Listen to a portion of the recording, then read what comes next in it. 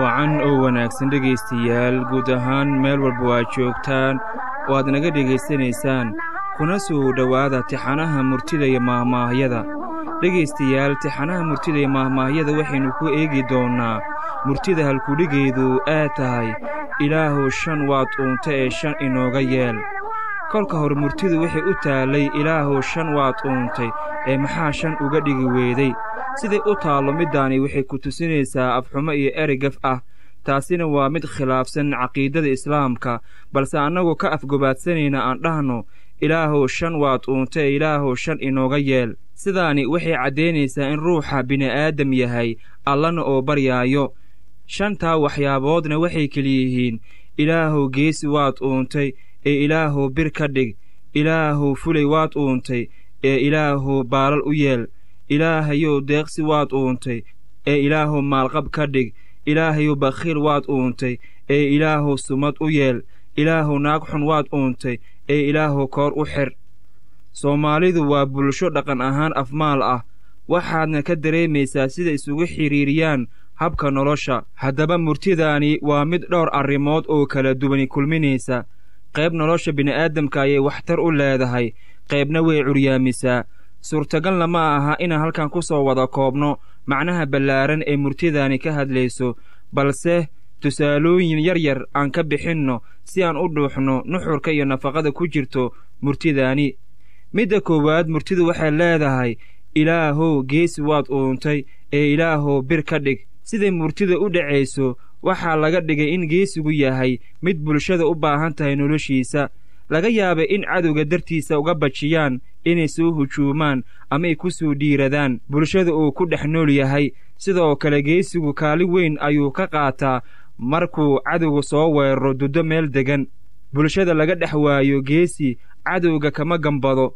maadaama naf tagtaa dib ay u soo noqon ayay soomaalidu waxay yidhaahdaan ilaahow geesi waad uuntay ee ilaahow bir ka dhig birna sida la og yahay waa waxaan waxba karin maadaama ay geeridu lama huraan tahay murtidaani waxaan ka ogaannay in ruuxa geesiga ahi diintiisa dadkiisa iyo dalkiisaba ay jecel yihiin noloshiisa midda labaad murtidu waxay leedahay ilaahow fulay waad uuntay ee ilaahow baalal u yeel soomaalidu waxaa laga helayaa dhowr maahmaaho oo ku saabsan fulinimada waxayna yidhaahdaan fulay wadnuu waaye isagaa kaa war jecel geesi kol buu dhintaa fulayna kun jeer fulay xantii ma moogo fulay hooyadii ma gablanto fulayow guri kuu dhow kaana dheer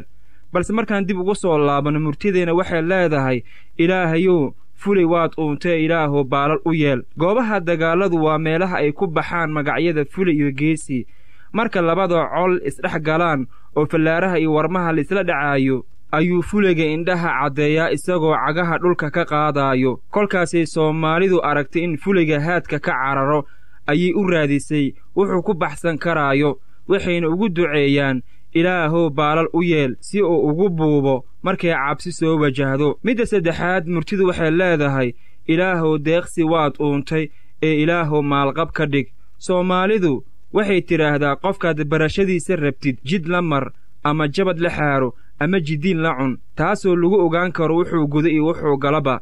haddaba dadku waxay jecel yihiin qofka deeqsiga ahi gacanta furan ee tabantaabiya ee mar kasta waxtarkooda u taagan waana qofaan lagu hungoobin haddii wax la weyddiisto waxayna ugu duceeyaan ilaahow maalqab ka dhig haddii uu ceer yahay ama haddii uu sabool yahay murtida midda afaraad waxay leedahay ilaahow bakhiil waad uuntay ee ilaahow sumad u yeel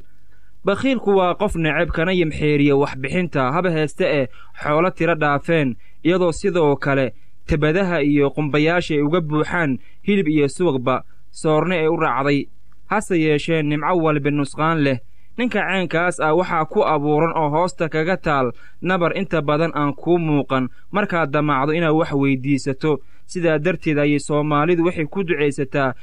ilaahow bakhiil waad uuntay ee ilaahow sumad u yeel oo aan dadka kale lahayn oo caan ku yahay taasoo tilmaamaysa inuu bakhiil yahay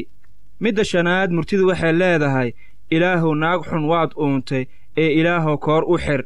aas-aaska guurka wanaagsan waa iyadoo lagu guulaysto maranti xilkas ahi oo reerkeeda ka adag balse waxaa jirto dumar dhar qurux badan huban inteeda sanna iska soo hormarisa oo hufnaan iyo heybad ka muuqato oo isha lala sii raaco muuqaalkeeda iyo baxaaligeeda oo alla u abuuray darteed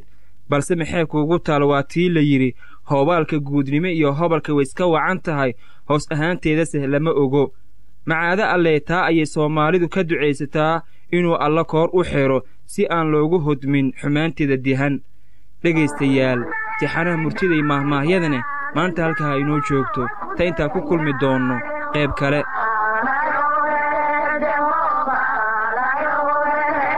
haweenkii aragga waa ku caabinay haba